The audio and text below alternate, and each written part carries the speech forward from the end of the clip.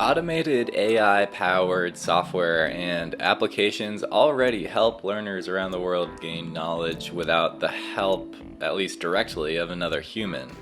In fewer cases, developers have also deployed similar technology into hardware that can move, watch, listen, record, and interact. Humanoid robot teachers have been developed and deployed in classrooms on limited bases around the world. For some, this is cause for excitement. Others are more cautious or even deeply concerned.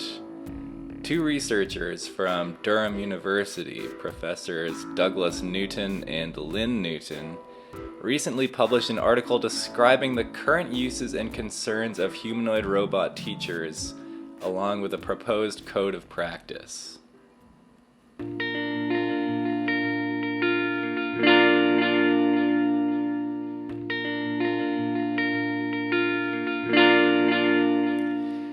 Hi, my name is Henry Kronk. This is Ed Technically, eLearning Insights Weekly podcast.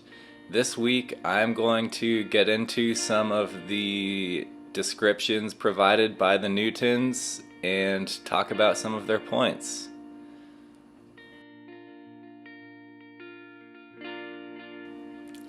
So, the two Durham professors define robot as, quote, a machine that senses, thinks, and acts, and when this is without external control, it is described as autonomous, end quote. Furthermore, quote, humanoid robots are intended to look and behave somewhat like people, and they usually have some means of communicating with them, end quote. Humanoid robot teachers, furthermore, have not been developed for their novelty. Many have been put to use to address a specific concern or task. So one of these is second language teaching. Language learning is often rote and requires more repetition and practice than the average human teacher can stand. But robots can repeat almost ad infinitum. Robots have already been programmed to carry on conversations with second language learners, play games, and conduct lessons. Some researchers have found a secondary benefit here. Most language teachers do not step outside of the teacher-student dynamic when helping learners practice. But of course, to become a proficient speaker in any language, you have to be able to converse with people as peers, co-workers, many other relationships than that of a student and teacher. Some believe that robots can flow more seamlessly between these roles and as such provide a kind of means to get people thinking about how they're going to actually use this language in the real world. Robots have also been used for learners with autism spectrum disorder and severe anxiety. Some learners find the classroom to be such a stressful alien environment that learning is nigh impossible. Specifically, learners with more severe cases of autism spectrum disorder and social anxiety tend to experience this. But more and more researchers have found that humanoid robot teachers have the ability to act as a kind of social intermediary for these learners. They can help introduce them to a social environment without piling on the stress that is typically involved. Humanoid robot teachers have also been used with more general pedagogies. One of these is learning by teaching. The pedagogy of learning by teaching, where a learner is asked to master a concept themselves and then deliver that knowledge to others, has been very well established over the past few decades. While social noise and classroom interference can detract from the power of this technique, robots are mostly immune to these distractions and can serve as an especially impartial audience. In these scenarios, students have been asked to actually teach robots what they have learned.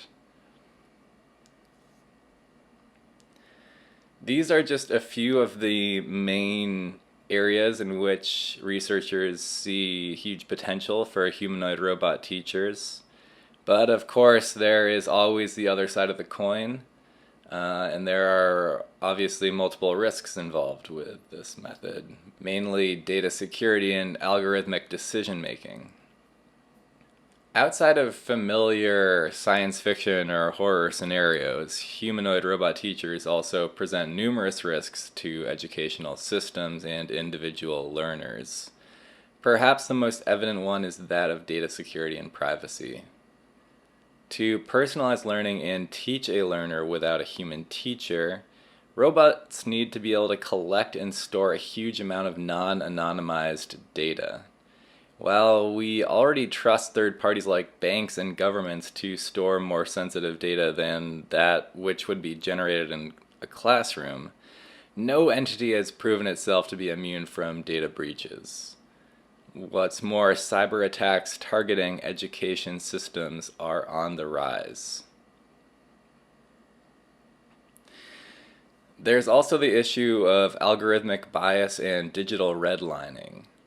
Autonomous humanoid robot teachers are only as good as their design. In our limited use of AI to date, we have already witnessed numerous instances in which the bias of a bot's designers or their training processes translate negatively into the bot's decision-making process.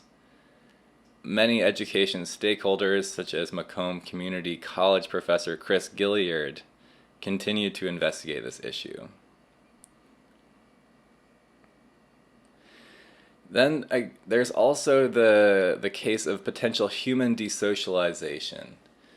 Humanoid robot teachers are not widely used, of course, but the professors Newton and Newton condense another concern with their use that is more speculative. Humans, especially young humans, are highly imitative. Imitation is kind of a primary learning and development technique. Some worry that if kids start spending more and more time around robots, they're going to start acting more and more like robots. Some researchers have already begun to investigate this possibility, and they tend to draw comparisons between how children understand robots with how they understand animals. But this work remains fairly preliminary. For all these reasons and more, Newton and Newton suggest a 10-point code of practice surrounding using humanoid robot teachers in the classroom. I am not going to go over this. I'm going to encourage people to check that out on their article, which again is fantastic and very informative.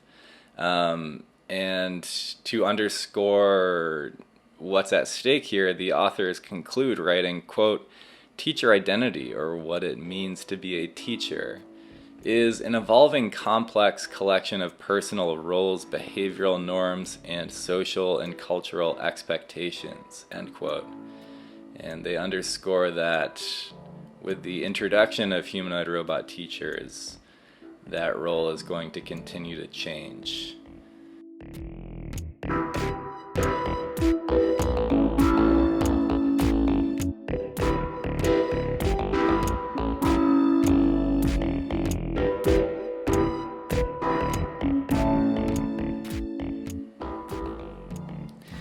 This has been Ed Technically. My name is Henry Kronk. I work as the editor of eLearning Inside.